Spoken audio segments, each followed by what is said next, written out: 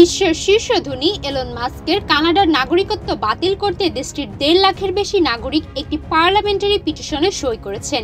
তাদের যুক্তি, মাস্ক যুক্তরাষ্ট্রের প্রেসিডেন্ট ডোনাল্ড ট্রাম্পের ঘনিষ্ঠ মিত্র, আর ট্রাম্প তার দ্বিতীয় মেয়াদে যুক্তরাষ্ট্রের প্রেসিডেন্ট হিসেবে শপথ গ্রহণ করার পর কানাডার স্বাধীনতা হুমকির মুখে ফেলে দিয়েছে।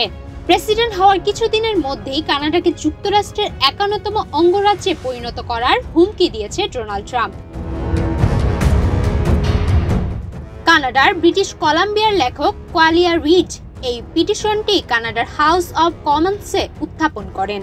নিউ ডেমোক্রেটিক পার্টির এমপি ও মাস্কের সমালোচক চার্লস আঙ্গাসের অর্থায়নে এই পিটিশনটি পরিচালিত হয়।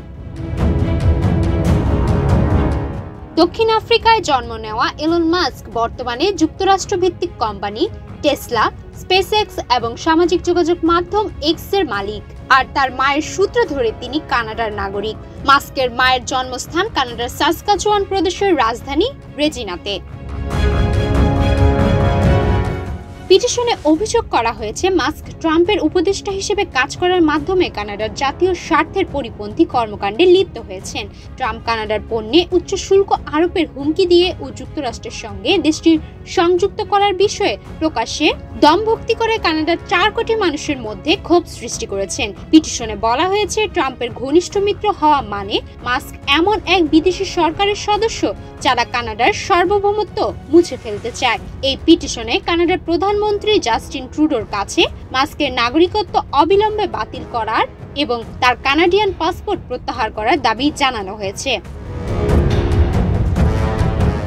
এলন মাস্ক মার্কিন যুক্তরাষ্ট্রের প্রেসিডেন্ট ডোনাল্ড ট্রাম্পের পরামর্শদাতার পাশাপাশি মার্কিন সরকারের নতুন অঙ্গ সরকারি কর্মদক্ষতা বিভাগের চেয়ারম্যান হিসেবে দায়িত্ব পালন করছেন। তিনি মূলত যুক্তরাষ্ট্রের ফেডারেল সরকারের আকার কমানোর পক্ষে কাজ করে যাচ্ছেন। সুমাইয়া মিতু, বাংলাদেশ প্রতিদিন।